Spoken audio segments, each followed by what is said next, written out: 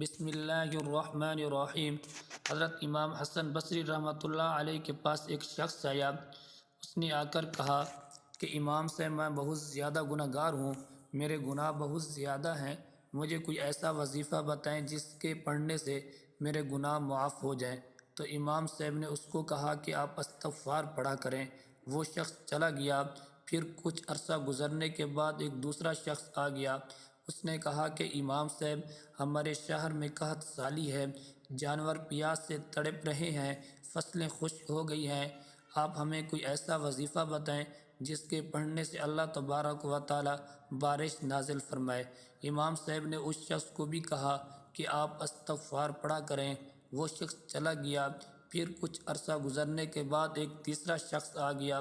اس نے کہا کہ امام صاحب، میں بہت زیادہ غریب ہوں، تنگ دست ہوں، فاقوں نے گھیر رکھا ہے، غربت نے گھیر رکھا ہے، میرے پاس کھانے کو کچھ نہیں ہے، آپ کوئی ایسا وظیفہ بتائیں جس سے میں مالدار ہو جاؤں، اللہ تبارک و تعالیٰ میرے رزق و مال کے اندر برکت عطا فرما دے۔ تو امام صاحب نے اس شخص کو بھی یہی کہا کہ آپ استغفار پڑھا کریں۔ پھر کچھ عرصہ گزرنے کے بعد ایک چوتھا شخص آ گیا۔ اس نے کہا کہ امام صاحب، اللہ تبارک و تعالیٰ نے مجھے تمام نعمتیں عطا کی ہیں، گھر بھی دیا ہے، گاڑیاں بھی دی ہیں، میرے پاس بنگلے بھی ہیں، لیکن اللہ تبارک و تعالیٰ نے مجھے اولاد والی نعمت سے محروم رکھا ہے، مجھے کوئی ایسا وظیفہ بتائیں جس سے اللہ تبارک و تعالیٰ مجھے کوئی اولاد عطا فرمائے۔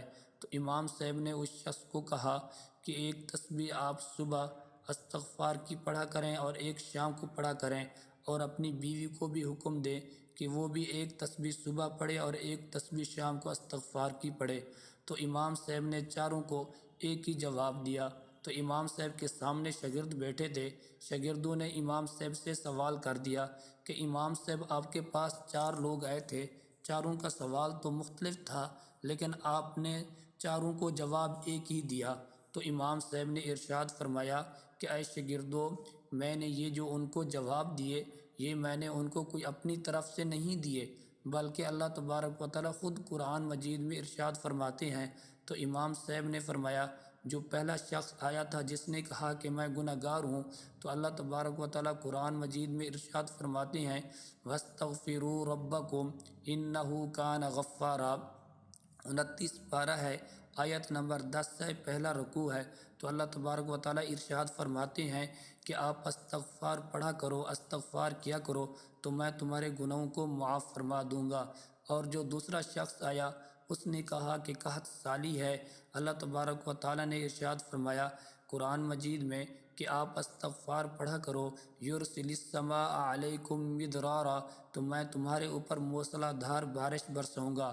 پھر جو تیسرا شخص آیا، اس نے کہا کہ غربت کی وجہ سے، غربت ہے میرے گھر میں، کھانے کو کچھ نہیں ہے، میں بہت زیادہ غریب ہوں، میں امیر ہو جاؤں۔ تو اللہ تبارک و تعالیٰ نے فرمایا وَيُمْدِدُكُمْ بِأَمْوَالٍ، کہ آپ استغفار پڑھا کریں تو میں آپ کے رزق و مال میں برکت عطا کر دوں گا، میں آپ کو امیر کر دوں گا اگر آپ غریب ہیں۔